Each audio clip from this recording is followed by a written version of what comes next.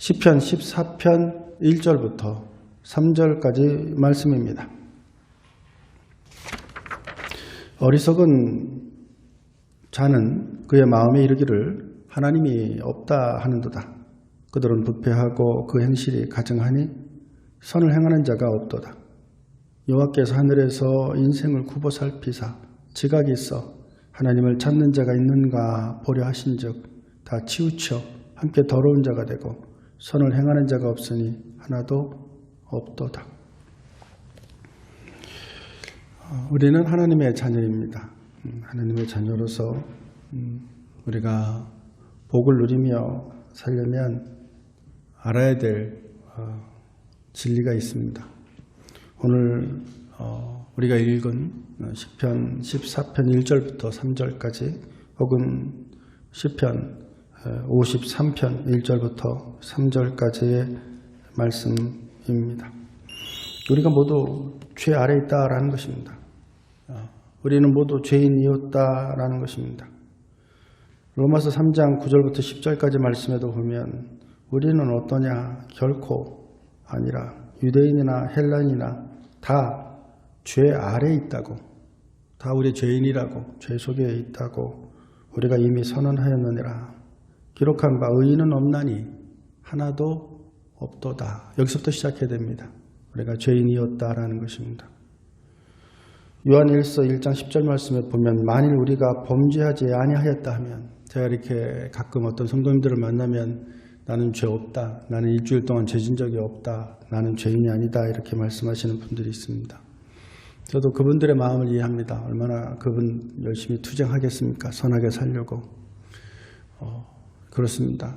그런 마음은 저는 이해를 해요. 그러나 우리의 깊은 마음속에 있는 죄의 경향성, 죄에 오염되어 있는 것, 죄의 환경, 또 사단의 권세 안에 있는 것, 우리가 이렇게 고난 가운데 있는 것도 나의 범죄만은 아닐 것입니다. 우리가 지금까지 지은, 인류가 지금까지 지은 것에 대한 정화의 작업이 역사에 있지요. 그것을 통해서 우리는 더욱더 겸손해지고 우리가 지은 죄가 있는지 살펴보아서 더욱더 하나님이 보시기에 하나님의 사람답게 살 수 있는 그런 기회, 그런 은혜를 섭리로서 우리에게 주시는 것이죠. 우리는 마음의 법이 있습니다. 혹은 하나님의 법이 있습니다. 그래서 하나님의 법은 자신이 알아요. 내가 죄를 졌는지 안 졌는지 압니다. 율법으로는 구원받을 수는 없습니다. 그러나 율법의 좋은 점은 율법으로는 죄를 깨달을 수 있다는 것입니다. 로마서 3장 20절 말씀에 보면 율법의 행위로 하나님 앞에 의롭다 하심을 얻을 육체가 없나니 율법으로는 죄를 깨달음이라 말씀하십니다. 그러면서 그 예에 대해서 로마서 7장 7절부터 25절에 말씀하고 있는 것이 율법에서 탐내지 말라는 말씀을 하지 않았다면 탐내는 것이 무엇인지, 탐내는 것이 죄인지 알지 못했을 것이다 라는 것입니다. 우리의 영혼은 구원받았어도 우리의 육체는 아직 구원받지 못했습니다. 그러기에 우리의 마음은 늘 죄를 짓고자 하는 성향을 가지고 있죠. 로마서 7장 23절에 보면 사도 바울은 그러게 이렇게 고백합니다. 내 지체 속에서 한 다른 법이 내 마음의 법과 싸워 내 지체 속에 있는 죄의 법으로 나를 사로잡아 오는 것을 보는도다. 오호라 나는 곤고한 사람이로다. 이 사망의 몸에서 누가 나를 건져내겠느냐. 우리는 사망의 몸을 가지고 있는 거예요. 그래서 늘 싸워야 돼요. 죽을 때까지 싸워야 돼요. 왜냐하면 우리가 죄의 몸을 가지고 있기 때문에 그래요. 사망의 몸을 가지고 있기 때문에 그렇습니다. 우리 주 예수 그리스도로 말미암아 하나님께 감사리로다. 그런즉 내 자신이 마음으로는 하나님의 법을, 육신으로는 죄의 법을 섬기느니라 말씀하시고 있는 것입니다. 의인은 없습니다. 하나도 없습니다. 온 세상으로 하나님의 심판 아래에 있게 하였다고 로마서 3장에 계속해서 말씀하시고 있으며 율법의 행위로는 하나님 앞에 의롭다함을 얻을 수가 없음을 말씀했습니다. 그러기에 모든 사람이 죄를 범하였고 그러기에 하나님의 영광에 이를 수도 없음을 말씀하고 있습니다. 만일 우리가 범죄하지 아니하였다 하면 나 자신을 속이는 것뿐만이 아니라 하나님을 거짓말하는 자로 만드는 것이고 또 그가 나는 죄가 없다고 말하는 그 사람의 마음에는 하나님의 말씀이 없기 때문이다 라고 요한일서 1장 8절부터 10절에 말씀하시고 있습니다. 첫째로는 우리가 하나님의 사람으로 구원받아 삶을 살아나가려면 첫째로 내가 얼마나 죄인이었는가라는 것을 깨닫는 겁니다. 깨달음이 깊을수록 은혜도 깊어요. 나 같은 죄인을 살리신 주님의 은혜가 감사하고 고맙고 그렇습니다. 그래기에 하루하루가 얼마나 고마운지 하루하루가 얼마나 감사한지 깨닫게 됩니다. 내가 어떻게 그럼 이런 나의 죄와 나의 비참함에서 구원받을 수 있었는가를 생각하게 되죠. 그러니까 율법은 몽학선생으로 내가 죄인인데 어떻게 구원받을 수 있지? 라고 생각할 수 있게 만드는 것이고 또 하나님의 말씀을 읽고 듣고 그러면서 깨달으면서 내가 예수 그리스도의 피로 말미암아 죄의 사함을 받았구나. 예수님께서 나를 위해 고난당하셨고 예수님이 나를 위해 죽으셨구나 라는 것을 깨닫게 되는 것입니다. 사도행전 4장 12절 말씀에 보면 다른 이로서는 구원을 얻을 수 없나니 다른 이로서는 구원을 얻을 수 없습니다. 제가 아시아권으로 선교를 가본 적이 있었는데 아시아권에 가면 예수님을 믿는 사람들 집에도 공자상이 있고 맹자상이 있고 막 그래요. 그래서 왜 이렇게 예수님만 믿어야지 십자가만 있어야지 이게 왜 이렇게 다른 우상들이 이렇게 있습니까? 그러면 그 사람들이 하는 말이 이분도 믿고 저분도 믿고 누가 대박을 터뜨릴지 어떻게 알겠습니까? 그런 태도예요. 하나님도 믿고 공자도 믿고 맹자도 믿고 부처도 믿다 보면 그 중에 한 신이 나를 구원해 주지 않겠소? 라고 말하는 겁니다. 그러니까 그들의 구원이 이 땅에 있는 거예요. 하나님 나라에 있는 게 아니에요. 여러분 우리가 교회를 다니면서 이 땅을 소망하고 삶을 살아나간다면 괴로울 수밖에 없습니다. 우리의 삶의 목적은 하나님 나라입니다. 하나님 나라.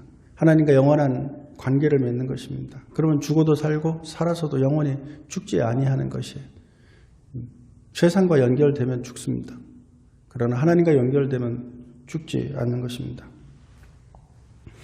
천하 사람 중에 구원을 얻을 만한 다른 사람을 우리 중에 주신 일이 없다고 말씀하셨어요. 그런 오직 주님만을 믿으실 수 있는 우리 모든 가족분들 다 되실 수 있기를 바랍니다. 주님만이 우리의 구원자이십니다. 마태복음 1장 21절 말씀에도 예수님 낳으실 때 그 이름을 예수라 하라 했는데 그 이름의 뜻은 우리를 죄에서 구원하실 자이심이라 그랬어요. 예수라는 이름의 뜻 자체 우리를 죄에서 죄의 권세에서 죄의 오염에서 죄의 경향성에서 죄의 영향력에서 구원해 주셨다고 말씀해 주시고 있는 것입니다. 그러기에 우리는 하나님의 진노와 율법의 저주와 죄로 인한 사망과 사망의 두려움과 지금도 여전히 공중 권세 잡고 있는 마귀로부터 구원받을 수 있는 것입니다.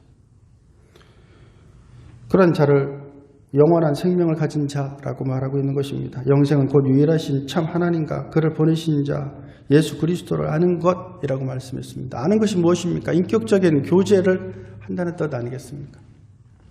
늘 하나님과 함께 한다는 뜻 아니겠습니까? 그래서 하나님의 사람은 늘 하나님과 함께 합니다.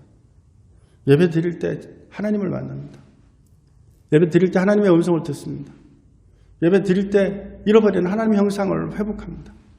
예배 드리기를 소망하고 예배 드릴 때 진정한 나를 발견하고 여러분 우리가 어디서 위로를 받을 수 있겠습니까?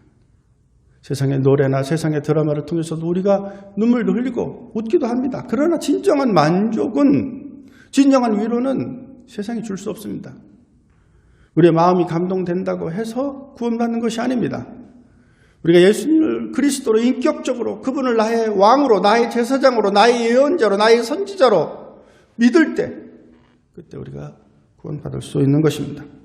사도행전 10장 43절 말씀에 보면 저에 대하여 모든 선지자도 증거하였으되 아브라함도, 이삭도, 야곱도, 요셉도, 다윗도, 모세도, 엘리야도, 이사야도, 에레미야도 모든 선지자들이 예수님이 오실 것을 예언하셨고,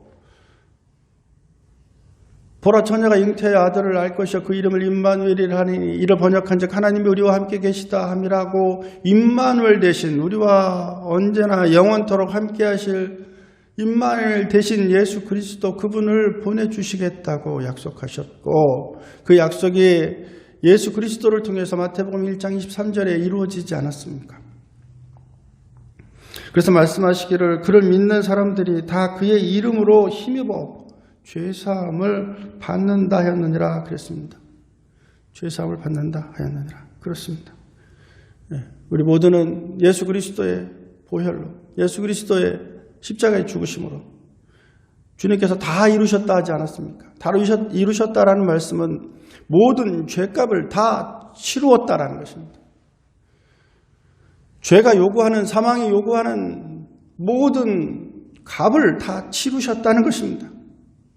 피 흘림이 없이는 죄사함이 없다 하셨으니 피를 흘리신 것이고, 죄의 값은 사망이라 했으니 죽으심으로 죄값을 다 치르신 것입니다. 이제 우리는 예수 그리스도로 믿어 하나님의 사람이 되었습니다. 그리고 하나님께서 우리에게 주신 하나님의 형상, 잃어버린 우리의 하나님의 형상, 허물어진 하나님의 형상을 이제는 회복하기 위해서 살아야 됩니다. 그것이 우리의 소망입니다. 우리는 선한 행위를 통해서 구원받은 것은 아닙니다. 그러나 선한 행실을 위해서 구원받았다라는 것은 진리요, 사실입니다. 우리 속에 하나님이 드러날 것입니다. 우리 속에 예수 그리스도가 드러날 것입니다. 우리가 아무리 전에 죄인이었다 할지라도 이제는 변화되어 새 사람으로 삶을 살아나가게 되는 것입니다. 예전에는 죄의 법이 나를 지배했다면 이제는 하나님의 법이, 성령의 법이, 생명의 법이, 성령의 법이 나를 지배하는 것입니다. 그런 자들은 그의 마음속에 빛이 납니다. 마태복음 5장 16절 말씀에 보면 이같이 너희 빛을 사람 앞에 비추게 하여 그들로 너희 착한 행실을 보고 하늘에 계신 너희 아버지께 영광을 돌리게 하라 말씀하셨습니다. 그러게 우리는 말도 생각도 행동도 선하게 하려고 합니다. 노력합니다. 왜냐하면 하나님께서 우리가 하는 모든 것들에 대해서 그 행위에 대한 값을 치르시겠다고 말씀하셨고 약속하셨기 때문입니다. 로마서 6장 13절 말씀에 또한 너의 지체를 불의의 무기로 죄에게 주지 말고 오직 너희 자신을 죽은 자 가운데서 다시 살아난 자 같이 하나님께 드리며 너희 지체를 의의 무기로 하나님께 드리라 그랬습니다. 그러므로 우리는 예수 그리스도께 우리의 모든 것을 맡깁니다. 나의 자아를 맡깁니다. 나의 에고를 맡깁니다. 나의 미래를 맡깁니다. 나의 비전을 맡깁니다. 나의 꿈을 맡깁니다. 나는 죽고 그리스도로 거듭나는 것입니다. 나는 죽어야 됩니다. 나의 자아는, 나의 꿈은, 나의 소망은 죽어야 됩니다. 오직 예수 그리스도 그분을 꿈꾸는 자가 되어야 될 것입니다. 에베소 5장 8절부터 10절까지 말씀을 보면 우리가 예전에 어떤 사람이었는지에 대한 말씀을 하고 있습니다. 그것은 우리가 전에는 어둠이었다라는 것입니다. 우리는 전에 죄 가운데 있었다라는 것입니다. 창세기 6장 5절 말씀에도 보면은 여호와께서 사람이 죄악의 세상에 가득함과 그의 마음이 생각하는 모든 계획이 항상 악할 뿐임을 보았다고 말씀하고 있고, 에레미야 17장 9절 말씀을 보면 만물보다 거짓되고 심히 부패한 것이 사람의 마음이라고 말씀하시고 있습니다. 그러기에 에베소서 2장 1절부터 3절까지 말씀에 보면 우리는 죄로 인해 죽었다. 우리 허물로 인해 죽었다. 우리 악함으로 인해 죽었었다라고 말씀하시고 있습니다. 그렇습니다. 우리는 주님과 함께 십자가에 못 박혀 죽었습니다. 우리는 주님과 함께 세례받음으로 물속에 빠져서 죽은 것입니다. 그래서 우리는 더 이상 공중권세 잡은 자 마귀를 따르지 않습니다. 디도서 3장 3절 이하에 보면 우리는 전에는 어리석은 자요, 순종하지 아니한 자요, 그런 자가 우리가 아닙니까? 속은 자요, 또 속이는 자가 아니었습니까? 각색 정욕과 행락에 종노릇한 자가 아니었습니까? 악독과 투기를 일삼은 자가 아니었습니까? 가증스러운 자요, 피차 미워하는 자였습니다. 이것이 우리 모습이었던 것입니다. 디모데전서 1장 13절 말씀에도 보면은 내가 전에는 비방자요, 박해자요, 폭행자였다고 말씀하고 있습니다. 그리하여 그는 사도행전 8장 1절 말씀에 보면 하나님의 사람인 자를 죽이고 나서도 그것이 오히려 당당했던 자였습니다. 그런 자가 바로 사도 바울이었습니다. 그러니 얼마나 그가 삶을 살아나가면서 하나님의 은혜를 깨닫게 되었을 때, 하나님의 은혜를 깨닫게 되었을 때 자기 자신을 쳐서 슬퍼했을까요? 그죠? 괴로워했을까요? 아마 하나님의 사람이 아니라면 그것 때문에라도 그는 살지 못했을 거예요. 살지 못했을 거예요. 그러나 하나님의 성령이 그와 함께함으로 말미암아 스데반이 순교할 때 그가 순교를 당하고 있는 것을 오히려 당연한 것으로, 마땅한 것으로 여겼던 자입니다. 그러니 속임을 받은 자였었죠. 그리고 또 속이는 자이기도 했습니다. 그래서 만물보다 거짓되고 심히 부패했던 것이었습니다. 그러게 그는 오호라 나는 곤고한 사람이라고 이야기했던 것입니다. 그러한 자를 예수 그리스도께서 살리신 것입니다. 다메섹으로 가고 있는 도중에 주님께서, 부활하신 주님께서 사도 바울을 붙잡지 않았습니까? 이것이 하나님의 은혜입니다. 하나님의 은혜는 하나님의 사람을 반드시 붙잡는다는 거예요. 그가 어떤 행동을 했던, 그가 어떤 과거를 가지고 있던, 그가 어떤 생각을 가지고 있던 하나님은 그를 붙잡아요. 그래서 그의 과거도 다 치유하고 허물과 죄를 깨끗하게 예수 그리스도의 피로, 예수 그리스도의 보혈로, 예수 그리스도의 죽으심으로 다 그의 죄를 대신 갚아주시고 그리고 다시 예수로 부활하게 하는 겁니다. 이제 나는 사는 게 아니에요. 그래서 사도 바울은 자신의 모든 가지고 있는 지식마저도, 자신의 자부심마저도, 어찌 보면 사도 바울은 그의 권세였습니다. 다 버리지 않습니까? 모든 것을 배설물로 여기지 않습니까? 그리고 새로운 피조물로 태어나지 않습니까? 그리고 로마서 6장 13절 말씀에 보면 더 이상 불의의 무기로 자신의 몸을 죄에게 주지 않겠다라고 말씀하시고 있습니다.